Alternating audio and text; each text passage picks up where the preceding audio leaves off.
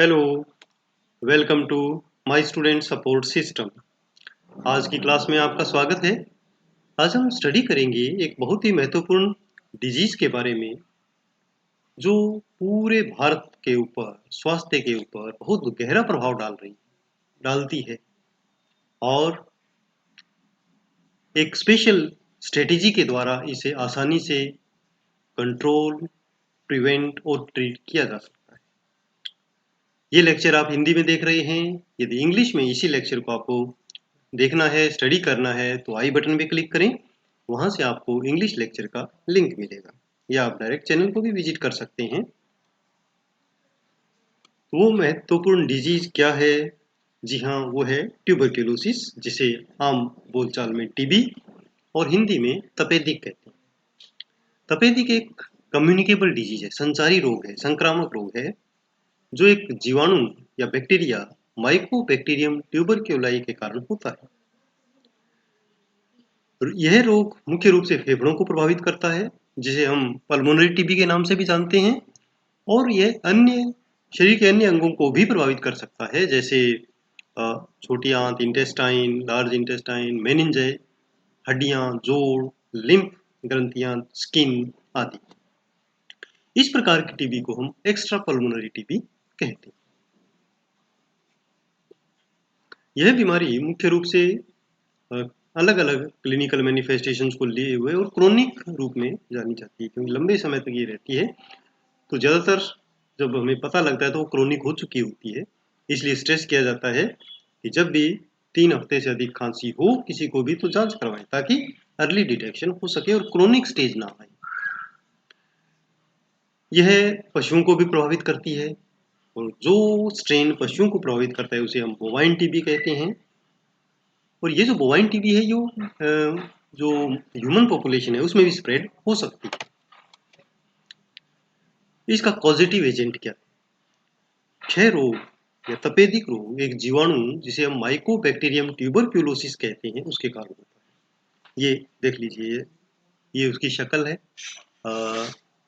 Microscope में देखने पर इस प्रकार के ये बेसिलाई दिखाई देते हैं।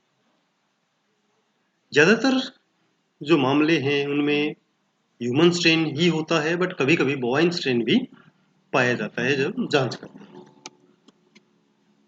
सोर्स ऑफ इन्फेक्शन क्या है? जहां से संक्रमण का फैलाव शुरू होता है। तो 2 प्रकार के सोर्स ऑफ इन्फेक्शन हो सकते हैं, मानव और बोवाइन या गोजातीय जिसे बोलते हैं, जो पशुओं से होता है। ह्यूमन सोर्स में संक्रमण का सबसे आम स्रोत मानव है। मानव केस मतलब जो मरीज है टीबी का, वहां से फैलता है। और मरीज भी कैसा हो, जिसमें स्पुटम पॉजिटिव, उससे ज़्यादा ये फैलता है, वो एक सोर्स है। और इसी प्रकार बोवाइन सोर्स होता है, कोई भी एनिमल जिसे हम पालते हैं उसको यदि बोवाइन टीबी हो तो वहां से भी उसके दूध के थ्रू टीबी फैल सकती है। तो 2 प्रकार के सोर्स हो गए। अब है मोड ऑफ ट्रांसमिशन, कैसे फैलता है ये? तो मुख्य रूप से पल्मोनरी जो टीबी है उसमें ड्रॉपलेट इन्फेक्शन से फैलता है, और जो मरीज है उसके द्वारा जो उपयोग में लाई गई वस्तुएं हैं जिसे हम फोमाइट भी कहते हैं, उनसे भी फैल सकता है।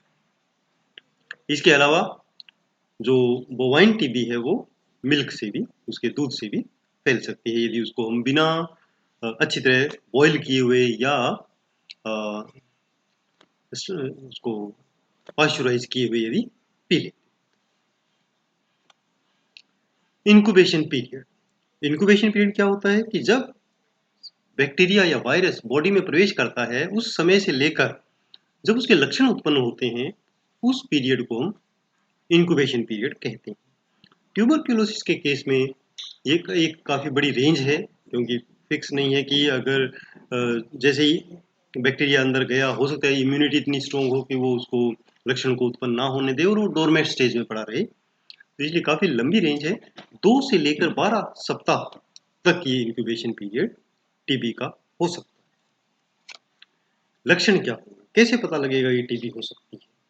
तो सबसे महत्वपूर्ण जो लक्षण है वो है कि 3 या अधिक सप्ताह तक यदि खांसी आ रही है तो जांच करवानी चाहिए। तो सबसे बड़ा लक्षण ये है कि खांसी आती है, और कई बार खांसी में जो बलगम है या थूक है उसमें रक्त आ सकता है।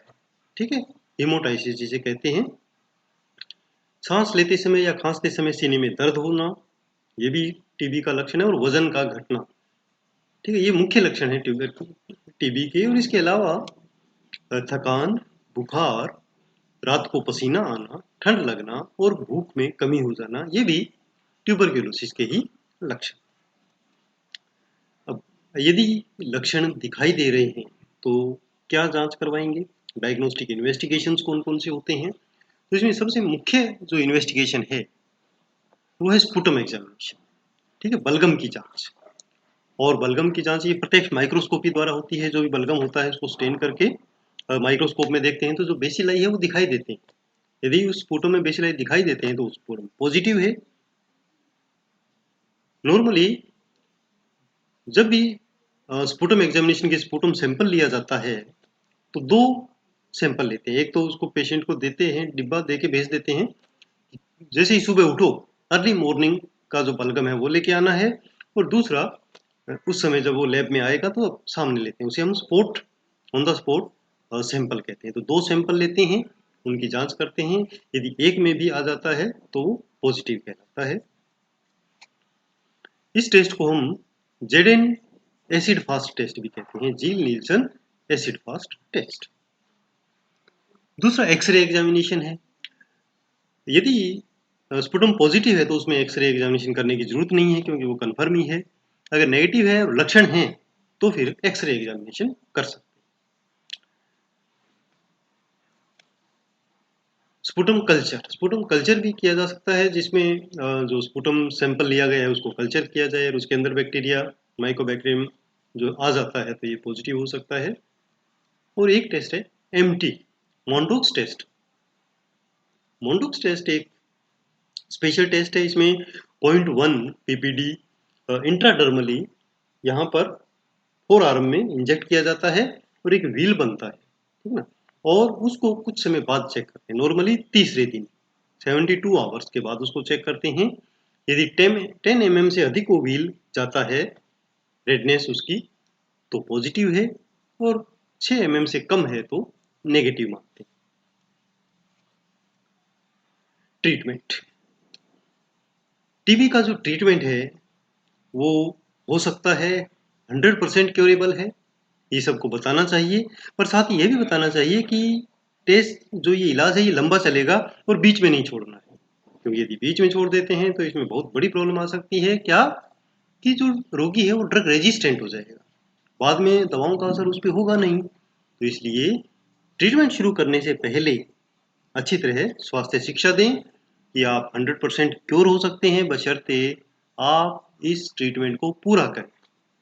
ठीक है, और भारत सरकार कोशिश कर रही है कि इसे हम इरेडिकेट कर सकें, और इसके लिए जो मेन हथियार है वो यही है, पूरा इलाज, पूरा ट्रीटमेंट। और उसका सबसे प्रभावी जो स्ट्रेटेजी है हमारे पास वो है डॉट्स, अर्थात directly observe treatment short course. जो भी मरीज है जिसे हम ये दवा देते हैं उसको हम ऑब्जर्व करते हैं। जो डॉट्स प्रोवाइडर है, जो स्वास्थ्य कर्मी है, वो ऑब्जर्व करता है कि जो दवा उसको दी गई है वो सामने ले ले। ठीक है ना, तो इसीलिए हम डॉट्स कहते हैं इसे। और आरएनटीसीपी जो revised national tuberculosis control programme है उसके तहत डॉट्स सिस्टम की ही सिफारिश की गई है। इसी सिस्टम से ट्रीटमेंट चलना चाहिए। डॉट्स में दो फेज होती हैं, एक इंटेंसिव फेज या गहन चरण और दूसरा कंटिन्यूएशन फेज। इंटेंसिव फेज के दौरान या गहन चरण के दौरान जो स्वास्थ्य कार्य करता है उसकी उपस्थिति में ही मेडिसिन ली जाती है। अल्टरनेट डे रोगी आता है हफ्ते में 3 दिन, और वो अपने सामने ही रोगी को दवा देता है, सामने ही खानी होती है। और जो सेकंड फेज है कंटिन्यूएशन फेज, उसमें हफ्ते में 1 दिन रोगी आता है, पूरे हफ्ते की मेडिसिन उसको देते हैं, और जो फर्स्ट मेडिसिन है वो सामने खाता है रोगी, और उसके बाद 1 हफ्ते घर पे खा के आता है, ठीक है, जो उसमें शेड्यूल दिया होता है ब्लिस्टर में, और फिर वापस आके दवा लेता है। प्रिवेंशन, इस रोग का प्रिवेंशन आसान है। अच्छी स्वास्थ्य शिक्षा लोगों को प्रदान की जाए, सबको पता हो कि कैसे बचाव हो सकता है। तो इसमें जो कम्युनिटी में, समुदाय में रोग ना फैले इसके लिए एक स्ट्रेटेजी है कि सक्रिय मामले जो भी है टीबी के, जो स्पुटम पॉजिटिव है, उनका जल्द से जल्द पता लगाया जाए और उनका इलाज किया जाए ताकि वो स्प्रेड ना हो सके। दूसरा है कि इसमें जो आइसोलेशन क्या होता है कि जब तक वो स्पुटम पॉजिटिव है या स्प्रेड कर सकता है, कम्युनिकेबिलिटी पीरियड है उसका, उस समय तक रोगी को अलग रखा जाए, आइसोलेट किया जाए। यहाँ जो स्ट्रिक्ट आइसोलेशन की जरूरत नहीं है, स्टैंडर्ड आइसोलेशन किया जा सकता है ताकि स्प्रेड ना हो कम्युनिटी में, स्पेशली जिनका इम्यूनिटी कम हो और बच्चों के थोड़ा सा दूर रखा जाए। इसके अलावा जो रोगी का स्पुटम है उसका उचित निपटान हो। ठीक है, पेपर जो कप्स आते हैं उसके अंदर थूके, इधर उधर ना थूके, उसको जला दिया जाए या गहरा जमीन में दबाया जाए। इस प्रकार स्प्रेड जो है वो थोड़ा रोक सकते हैं। इसी प्रकार जो फोमाइट्स हैं, बर्तन यूज किए गए, कपड़े, उनको प्रॉपर डिसइंफेक्शन किया जाए तो इस रोग को हम फैलने से रोक सकते हैं। इसके अलावा टीकाकरण तो महत्वपूर्ण है ही। जन्म के समय सभी बच्चों का बीसीजी का टीका लगाया जाए, ये रोग को प्रिवेंट करने में हेल्प करता है। और जी हाँ, स्वास्थ्य शिक्षा जो बहुत महत्वपूर्ण है, किसी भी कम्युनिकेबल डिजीज को रोकने के लिए स्वास्थ्य शिक्षा का रोल बहुत ज़्यादा है। हम लोगों का रोल बहुत ज़्यादा है। जो हेल्थ वर्कर हैं वो जब भी समय मिले लोगों को स्वास्थ्य शिक्षा प्रदान करें, क्योंकि यदि रोगी को या आम जनता को जानकारी होगी तो वो बच पाएंगे। ठीक है ना, नॉलेज प्रोवाइड करना इस रोग को रोकने में बहुत ही बड़ा हमारा हथियार साबित हो सकता है। ऐसे ही उपयोगी वीडियोस देखने के लिए आप चैनल को सब्सक्राइब कर सकते हैं, my student support system, Facebook page like कर सकते हैं और नोट्स बनाने के लिए mynursingstudents.blogspot.com इस ब्लॉग को विजिट करें। इसमें एक सर्च बॉक्स है, वहां आप अपना टॉपिक डालें तो आपको टॉपिक मिल जाएगा। फॉलो कर सकते हैं मुझे ट्विटर पर, इंस्टाग्राम पर और Facebook group nursing notes join कर सकते हैं। धन्यवाद, आपका दिन शुभ हो।